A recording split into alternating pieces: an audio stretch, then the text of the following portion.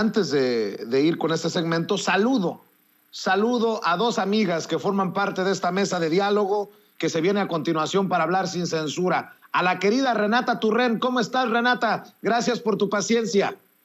Hola, mi querido Vicente, no hay nada que agradecer, gracias a ti por la invitación y le mando un afectuoso saludo a toda la audiencia querida que nos ve hoy. Y también, gracias, querida Renata, y también saludo a la querida Carla Mote, que ya llegó también para formar parte de esta mesa de diálogo. Carla, buenas, ¿qué son? ¿Días todavía?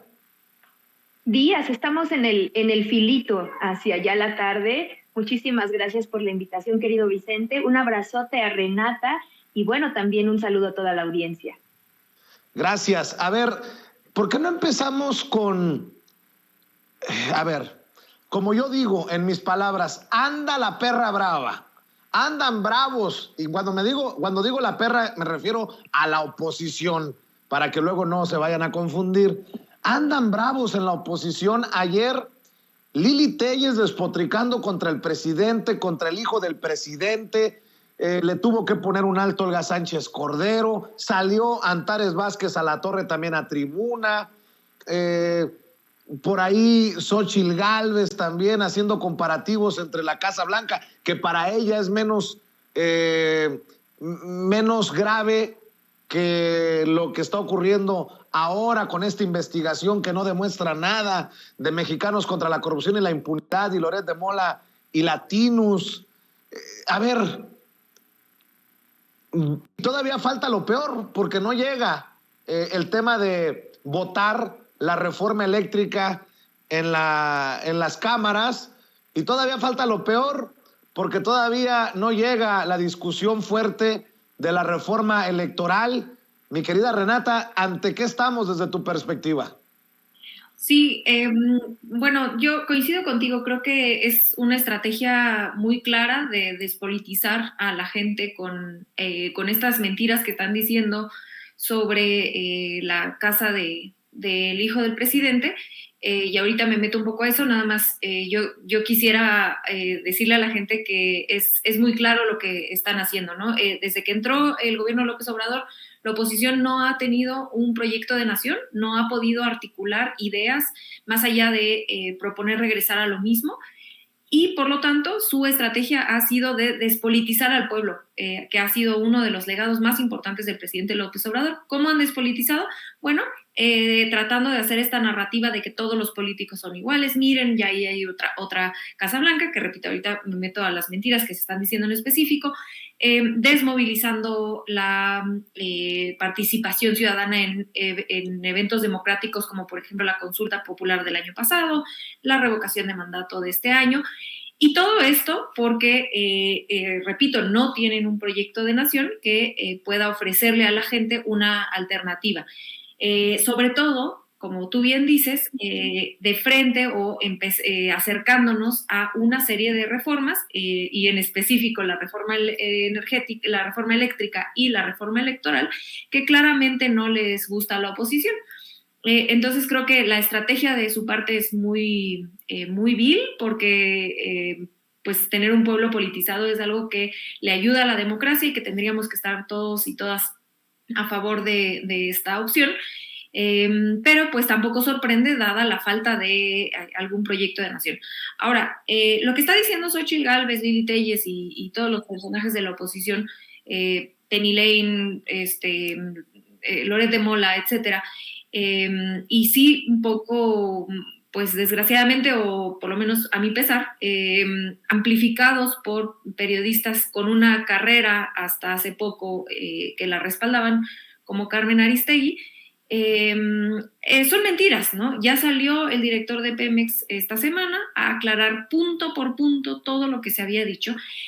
Y lo que ahora están haciendo es salir a decir que este paralelismo que se trató de hacer desde el inicio entre la Casa Blanca de Peña Nieto y la casa del hijo de López Obrador, cuando no tienen absolutamente nada que ver, porque hasta un bebé podría entender que uno era funcionario público, no solo un funcionario público, el presidente de la República, y el otro es un ciudadano que no tiene un cargo público, y que además de todo no solo no se pudo probar el conflicto de interés, sino que del lado del gobierno federal se prueba que no hay conflicto de interés, ni siquiera la operación fue mediante un tercero, ese empresario que rentó la casa no tenía ninguna relación comercial con México, no veía, digamos, las relaciones comerciales con México, es una renta, no es un regalo como fue la Casa Blanca, vaya, es un disparate que parece, yo cuando veo lo que dicen,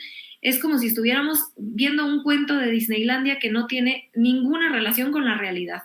Entonces yo aquí lo que hago es un llamado a la gente que pues nos ayuden a explicar a familiares, amigos, compañeros, que esto es una campaña sucia, con puras mentiras, y como dijo el director de Pemex esta semana, ahí está el micrositio de Pemex donde cualquier persona podemos ingresar y observar cómo todos los contratos de Pemex son transparentes, incluyendo con Baker Hughes, esta compañía que es, dicho sea de paso, lleva más de 60 años teniendo relaciones comerciales con México. ¿Cómo lo ves tú, Carla Mote? ¿Como yo ves que viene lo peor todavía? Pues más bien yo creo que si bien desde el inicio, cuando empezaron los golpeteos mediáticos a través de esta noticia que surge en Latinos por Carlos Loret de Mola, se intuía que había una intención de colocar a este hecho como algo similar a lo que ocurrió en el sexenio pasado con la llamada Casa Blanca. Ahora ya lo están haciendo más explícito. A mí me llama mucho la atención y me parece muy revelador que la senadora Xóchitl Gálvez pues ya le llame como la Casa Gris, es decir, con una, digamos, alusión totalmente directa a ese acontecimiento, cuando, bueno, pues ya lo comentó muy bien Renata, hay pues prácticamente nulos elementos para hacer una comparación seria, y pues estos reportajes en los que se busca crear una percepción a la población de que pues hay una incongruencia con el hecho de pues los valores que predica el gobierno de la 4T y en particular sobre la austeridad republicana y que además puede haber un conflicto de interés, pues no se ha logrado demostrar. Un periodismo serio no sale a inferir cosas, tendría que salir a demostrar los dichos, y es algo que, bueno, al paso de los días, pues por más que han tratado de sumarse otras columnas, otros reportajes, pues no existe tal relación por muchísimos elementos, pero por ejemplo algo que también se dijo en tribuna el día de ayer, Lili Téllez, entre todo el reality show, como le dijo muy bien la senadora Antares Vázquez, pues dice que el hijo es multimillonario, o sea, ya no es millonario, ahora ya le están poniendo esta denominación de multimillonario, cuando, bueno, también se ha hablado de cómo son las casas en ese espacio específico de Texas, cómo, digamos, se ha tratado de colocar esta retórica de que hay un desvío de fondos o un conflicto de interés, cuando, bueno, pues realmente no se sostiene. Y a mí me llama mucho la atención también cómo en otros momentos hemos visto estrategias similares. Yo no puedo dejar pasar este golpe de Estado que ocurrió en Bolivia cuando se metieron al departamento de Evo Morales, y era un departamento pues realmente austero, y dijeron que tenía grandes riquezas por tener, creo que, una máquina para hacer ejercicio.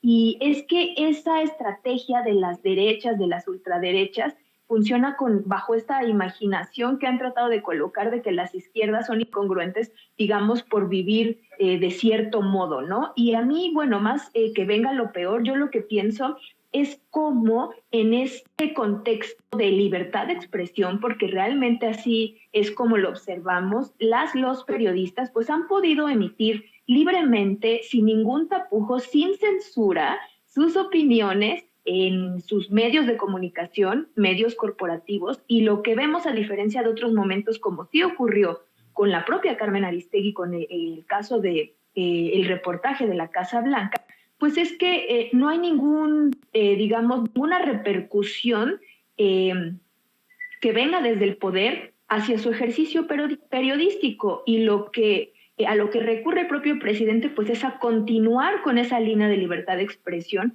ejerciendo su derecho de réplica, que ahora nos quieren venir a decir que eso es un ataque a los medios de comunicación, cuando, bueno, pues cuando existen contextos como el que vivimos, con fake news, medios corporativos que están lanzando este tipo de estrategias mediáticas para minar la autoridad moral del presidente, para colocar percepciones erróneas, para despolitizar, como bien dice Renata, pues la vía democrática es expresar el disenso, hablar justamente de por qué son fake news, y yo creo que es un contexto pues para el que esta prensa corporativa pues realmente tampoco está demostrando gran brillantez ni muchos elementos, y pues se orientan más bien al golpeteo político. Yo creo que como audiencias, pues justo tenemos muchos elementos para poder discernir, y justamente eso es lo que construye la democracia. Ahora bien, pues en el Congreso, como la tribuna que es de expresión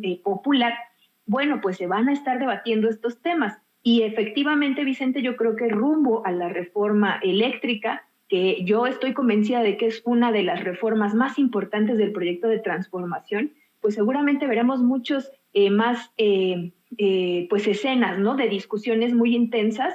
Y bueno, yo creo que por nuestra parte de la ciudadanía, pues lo que tenemos que hacer es ejercer este juicio crítico. Y bueno, pues creo que, por ejemplo, lo anunciado hoy por el presidente sobre la pensión a los ex trabajadores del SME, Sindicato Mexicano de Electricistas, es una gran noticia que justo en el marco de la reforma eléctrica, pues nos habla de cuál es la orientación soberana y también popular del gobierno actual.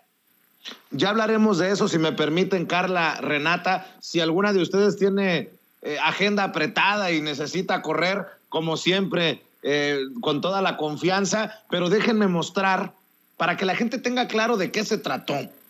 Ayer, como, por ejemplo, Lili Téllez defendió y se solidarizó con Carlos Loret de Mola ante dice ella, los ataques del presidente Andrés Manuel López Obrador. Esta es Lili Téllez.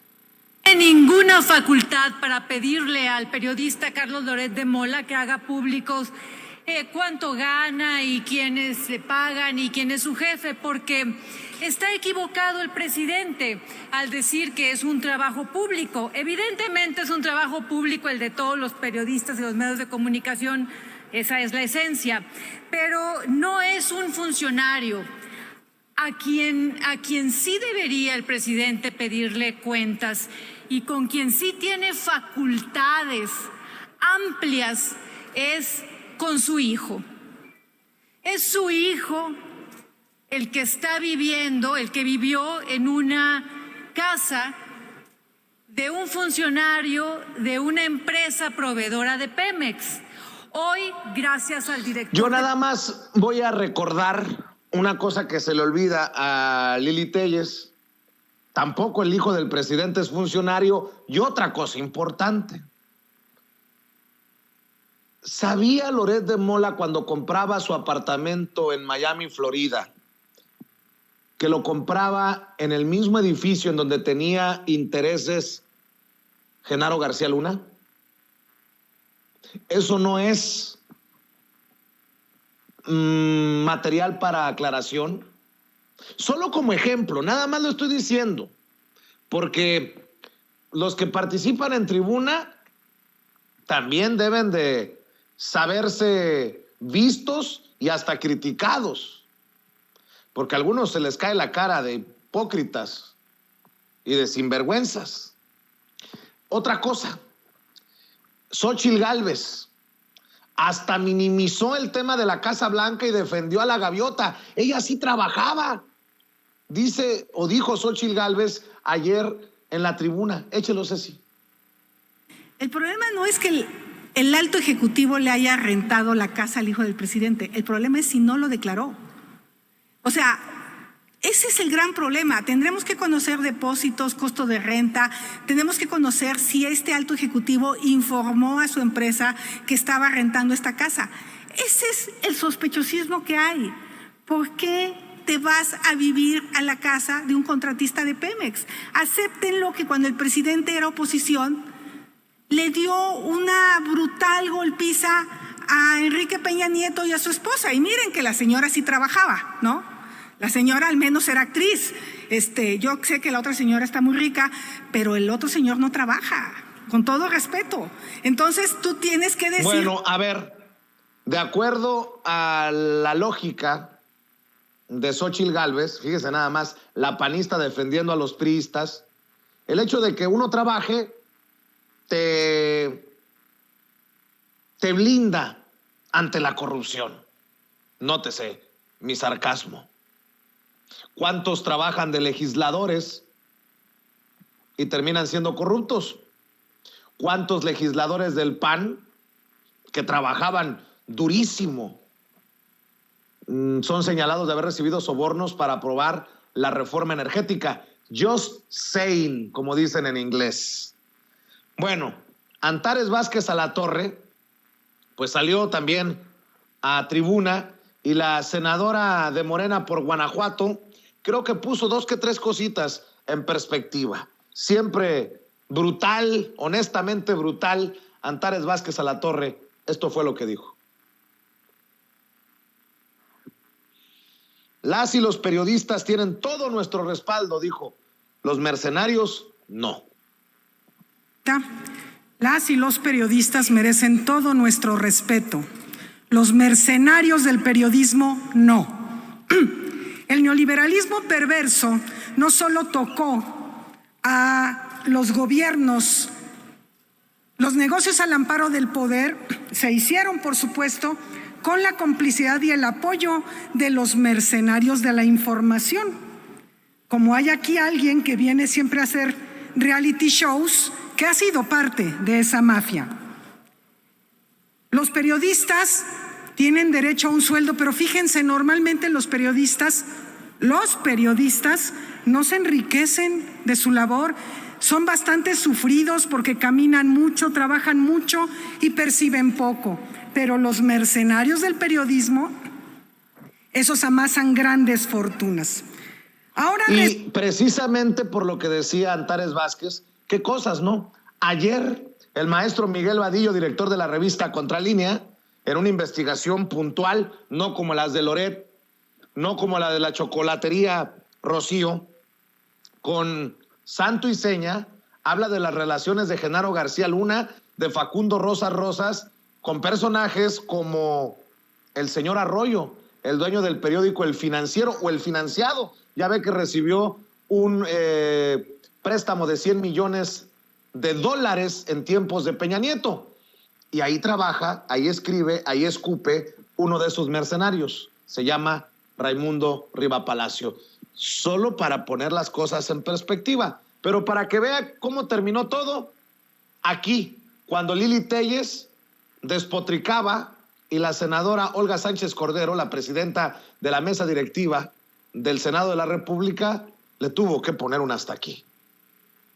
Clarísimo conflicto de interés. Senadora, termine, por favor, ya tuvo su turno. 3 años. No sean cínicos. Ustedes malviven. Senadora, para que termine, por favor. El presidente viva como millonario al amparo del poder. Que el señor presidente le pida cuentas a su hijo. ¿Cómo? O si su hijo no le informó al presidente, ¿por qué fue? Porque sabe que está mal y que el papá lo iba a regañar. No sean cínicos, señores. Están viviendo para que el hijo del presidente viva como multimillonario. Y esa senadora que se acaba de ir, que regrese y dé la cara. Porque mi hijo menor de edad fue amenazado por su jefe, por el presidente. Y aprovecho para exigir aquí a usted, que es la presidenta de este Senado, que pida que el gobierno cumpla con la protección a mi menor hijo. Y también de una vez, dígale al presidente que al que le tiene que pedir cuentas, que rinda cuentas, es a su propio hijo beneficiado por los favores entre Pemex y esa empresa proveedora. Yo no soy mensajera, senadora. Termine. Bolas. ¿Me faltó algo, Renata Turrent? ¿Me faltó algo, Carla Mote? Para cerrar este tema, me dan su opinión. Traté de resumir la novela y no me fui como Delia Fiallo, la gran libretista, escritora de novelas, de guiones, pero traté de darle claridad a la gente de lo que estábamos hablando. Renata. Bueno, Yo considero que es un gran resumen del show que está haciendo la oposición, y yo sí empiezo diciendo que el pueblo merece más de sus legisladores en específico. Obviamente en este caso hablo de los legisladores de oposición, porque están yendo tomando la tribuna para mentir, y lo que decíamos en el bloque anterior, y eso, falta que la historia los juzgue, pero el pueblo merece más que eso, ¿no? Son representantes de la gente, y la gente no merece que se estén parando ahí a decir mentiras con dinero público, por supuesto. Yo contestaría, dividiría mi respuesta sobre este tema en tres bloques. El primero es nada más aclarar, porque, repito, creo que es muy grave que nuestros representantes populares estén subiendo a tribuna a mentir de la manera en la que está mintiendo, en el caso que voy a desmentir, Xóchitl Gálvez. Ella dice que por qué AMLO no declaró la casa que está donde vive su hijo. Bueno, porque el hijo de López Obrador no es un dependiente del presidente, entonces no tiene por qué declararlo. Bajo la lógica de la señora, pues entonces tendría que declarar toda su familia extendida, ¿no? Sus hijos mayores de edad. Es un señor de 40 años, que no es un funcionario público, que no depende económicamente del presidente López Obrador.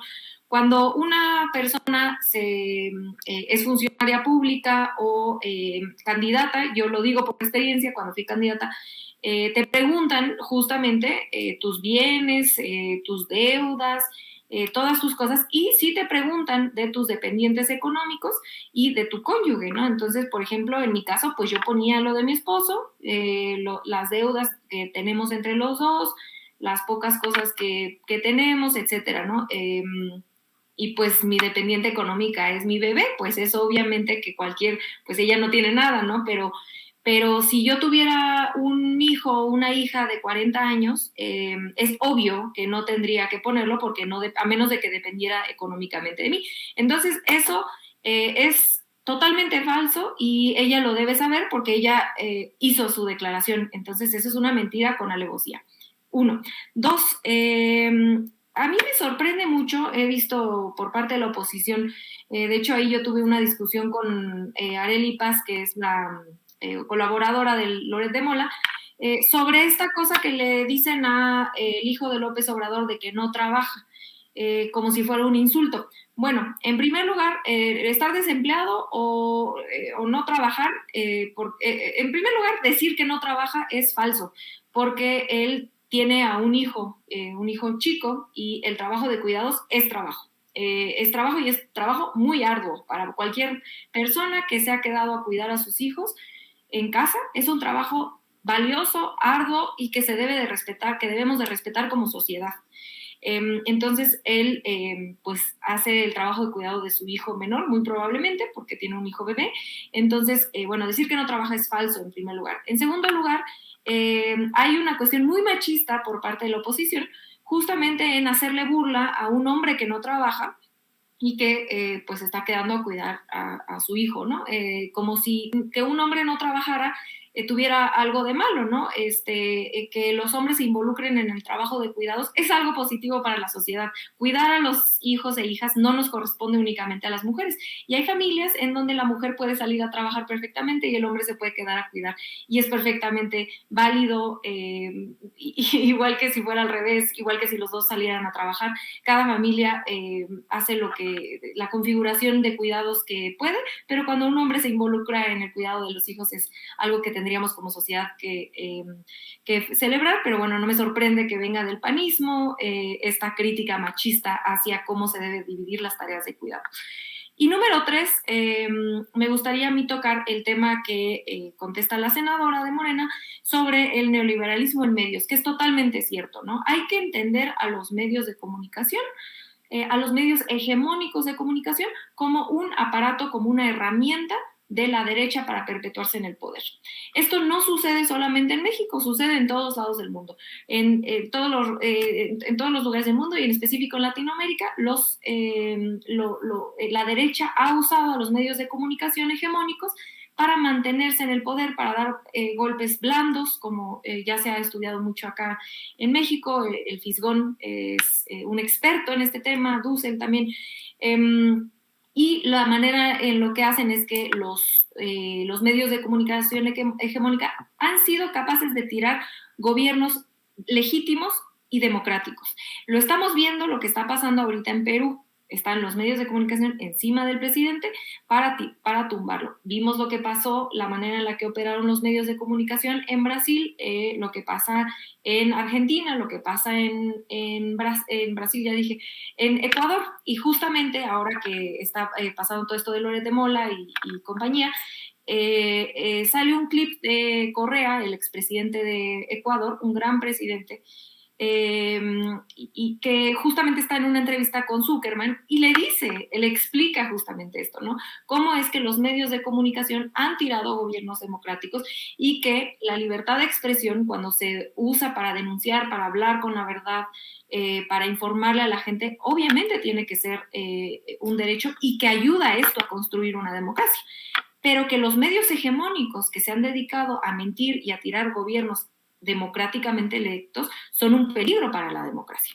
Entonces, pues yo quisiera aclarar o quizá más que aclarar, profundizar en este tema, porque es cierto lo que dice la senadora, es cierto que en el neoliberalismo se ha usado, y bueno, no solamente en el neoliberalismo, ¿no? Esta es una práctica, ahora sí que como dice el presidente, neoporfirista, y ahorita Carla pues seguramente nos va a poder explicar mejor, pero es una práctica común de los gobiernos de derecha que se quieren perpetuar en el poder. Carla Mote, entre otras cosas que debemos señalar, dice Lili Téllez que es el presidente Andrés Manuel López Obrador el que amenaza a su hijo menor de edad. Yo creo que debería de presentar una denuncia, Lili Téllez, si es así, o que ofrezca una disculpa, porque son muy fuertes declaraciones. Sí, es una declaración gravísima. Desconozco el contexto de lo que ella está diciendo, pero también me hace pensar mucho en el asedio que ha vivido el hijo menor del presidente de la República. Yo creo que es algo condenable en todo sentido. Las menores de edad deben de ser respetadas en su seguridad, en su identidad, y muchas veces hemos visto que a la oposición pues no le importa lucrar políticamente con también fake news en donde se ha involucrado al hijo menor del presidente.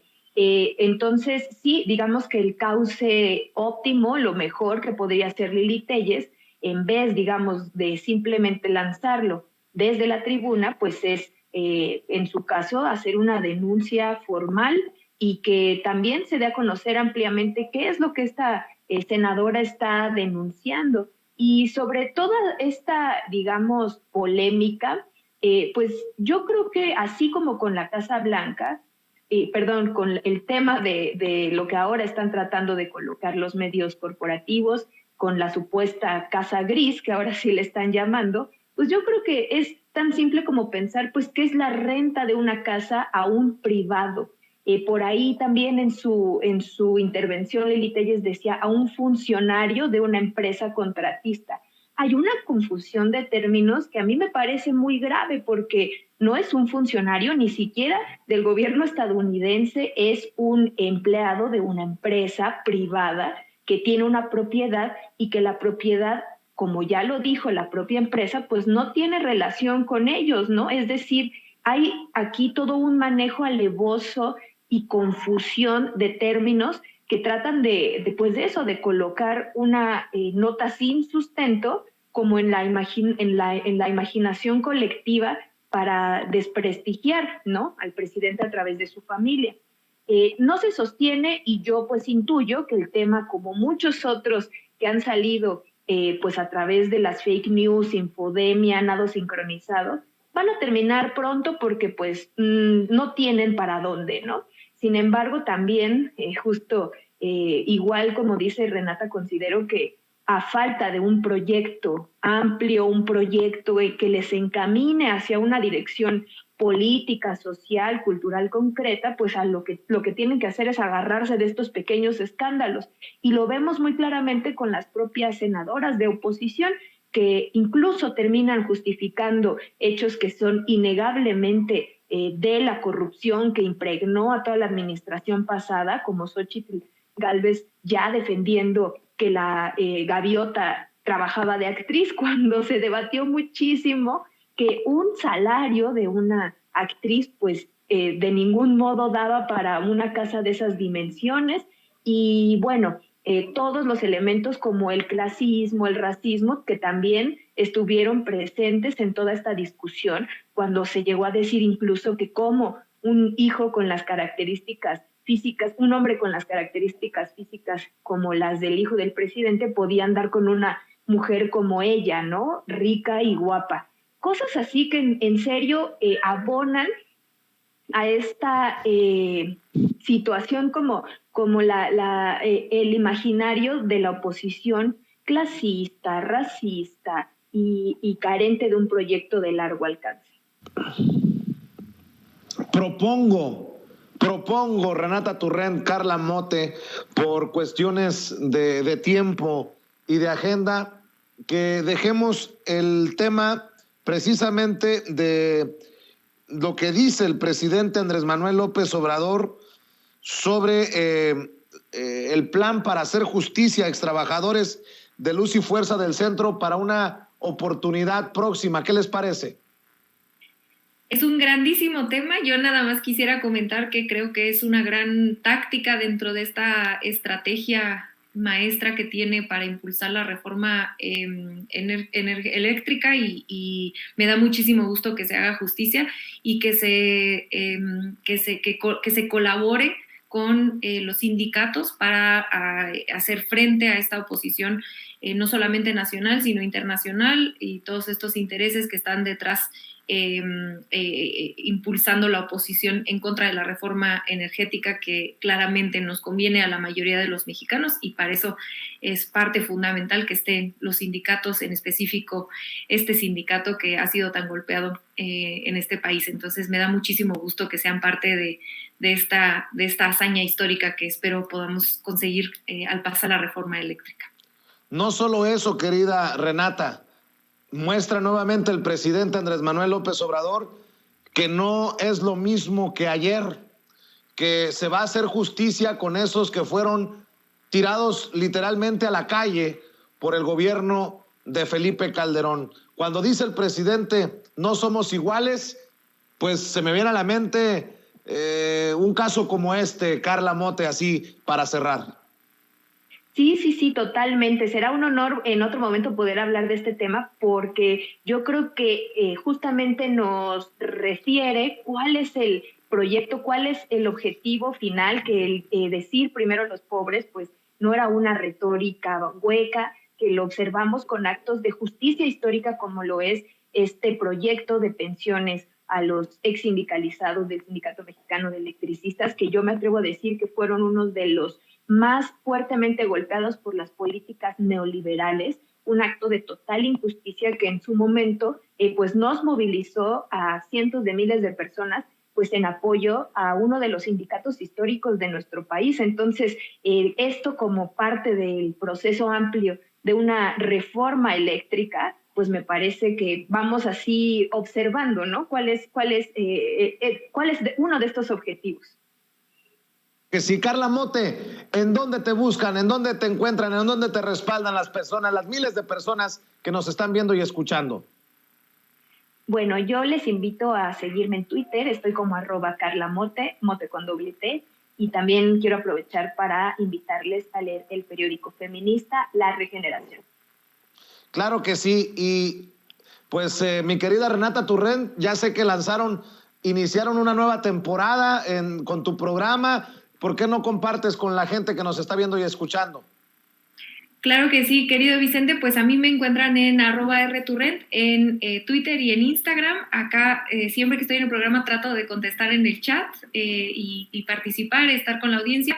Les mando un abrazo a todos los miles de personas que nos ven y como bien dices y te agradezco el anuncio, ayer empezamos la nueva temporada de La Aquelarre por Capital 21, lo pueden ver por las redes si están fuera de la Ciudad de México, es Canal 21 acá, pero si no en las redes Capital 21 y al igual que el resto de la barra de opinión es todos los de lunes a jueves a las 10 de la noche por Capital 21. de verdad que son programas de primerísimo nivel, espero que les gusten y pues allá nos pueden encontrar. Y aquí todos los jueves pues estaremos dando nuestra humilde opinión. Claro que sí, Renata, Carla, les mando un abrazo y muchas gracias. Nos vemos muy pronto. Hasta luego, Vicente. Cuídense. Hasta luego, Ren. Buenas tardes a Carla Mote y a Renata Turrent hablando con nosotros sin censura.